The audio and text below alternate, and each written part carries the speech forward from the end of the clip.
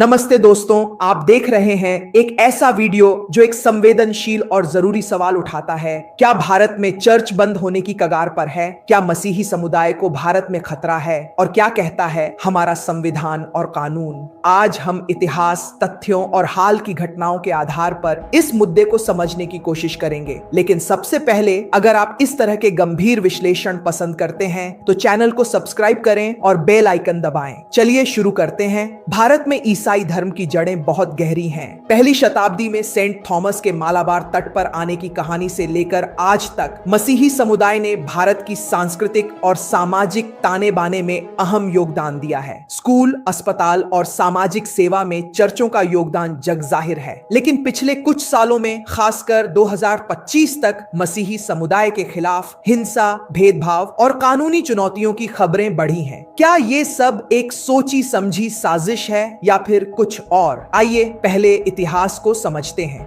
भारत में ईसाई धर्म की शुरुआत करीब 2000 साल पहले सेंट थॉमस के साथ मानी जाती है, जिन्होंने 22वीं ईस्वी में केरल में पहला चर्च स्थापित किया। बाद में 15वीं शताब्दी में पुर्तगाली, डच और ब्रिटिश मिशनरियों ने चर्च, स्कूल और अस्पताल बनाए। आज भारत की 2.3% आबादी यानी लगभग 3 करोड़ लोग ईसाई हैं। केरल, तमिलनाडु, गोवा और पूर्वोत्तर राज्यों में इनकी संख्या सबसे ज्यादा है। लेकिन क्या आपको पता है कि मसीही समुदाय ने हमेशा से कुछ चुनौतियों का सामना किया है? खासकर औपनिवेशिक काल में, जब ईसाई धर्म को अंग्रेजों की सभ्यता से जोड़ा गया, तब कुछ लोगों में इसके प्रति गलतफहमियां पैदा हुई। फिर भी मसीही समुदाय ने भारत की आजादी की लड़ाई में हिस्सा लिया और सामाजिक सुधारों में योगदान दिया। अब बात करते हैं उन घटनाओं की जो मसीही समुदाय के लिए दुखद रही हैं।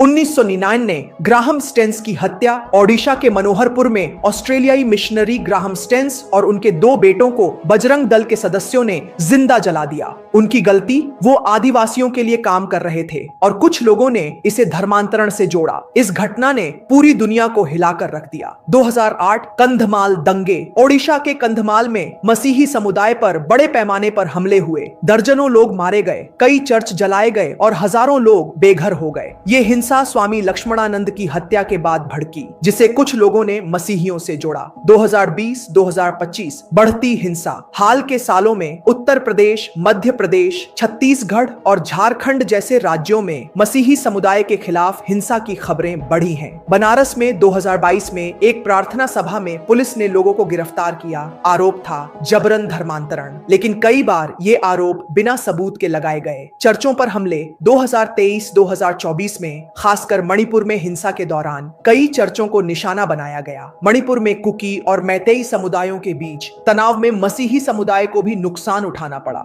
यूनाइटेड क्रिश्चियन फोरम के मुताबिक 2023 में मसीही समुदाय के खिलाफ 700 से ज्यादा हिंसक घटनाएं दर्ज हुई। ये आंकड़े डराने वाले हैं, लेकिन क्या ये बताते हैं कि चर्च बंद होने वाले हैं? आइए कानूनी पहलू देखते हैं। भारतीय संविधान का अनुच्छेद 25 हर नागरिक को अपने धर्म को मानने, पालन करने और प्रचार करने की आजादी देता है। लेकिन ये आजादी बिना शर्त नहीं है। जबरन धर्मांतरण को रोकने के लिए कई राज्यों ने धर्मांतरण विरोधी कानून बनाए हैं। 2025 तक 11 राज्य, उत्तर प्रदेश, मध्य प्रदेश, गुजरात, राजस्थान आदि में ऐसे कानून लागू हैं। हाल ही में राजस्थान ने 2025 में एक नया धर्मांतरण विरोधी कानून पेश किया, जिसमें एक को 10 साल की सजा और 15,000 से 50,000 रुपए तक का जुर्माना हो सकता है। खासकर आदिवासी, महिलाओं और SC/ST समुदायों के लिए सजा और सख्त है। सरकार का तर्क है कि ये कानून कमजोर समुदायों को जबरन धर्मांतरण से बचाने के लिए है, लेकिन आलोचकों का कहना है कि ये कानून धार्मिक स्वतंत्रता का उल्लंघन करते हैं और अल्पसंख्यकों को निशाना बनाने के लिए दुरुपयोग हो सकते हैं। सुप्रीम कोर्ट ने हादिया केस 2017 में साफ कहा कि वयस्कों को अपनी पसंद से धर्म चुनने और विवाह करने का अधिकार है।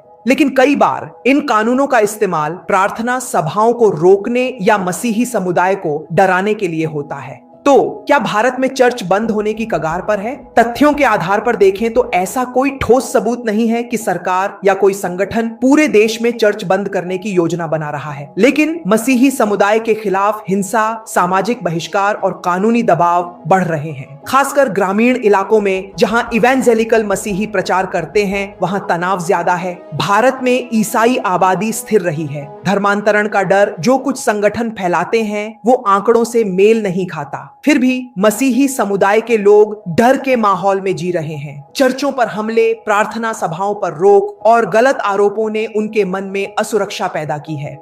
तो इस समस्या का समाधान क्या है? सबसे पहले हमें संविधान के धर्मनिरपेक्ष सिद्धांत को मजबूत करना होगा। धर्म के नाम पर हिंसा या भेदभाव को बर्दाश्त नहीं करना चाहिए। दूसरा, धर्मांतरण विरोधी कानूनों को लागू करने में पारदर्शिता और जवाबदेही जरूरी है ताकि इनका दुरुपयोग न हो। तीसरा, सभी समुदायों के बीच संवाद बढ़ाना होगा।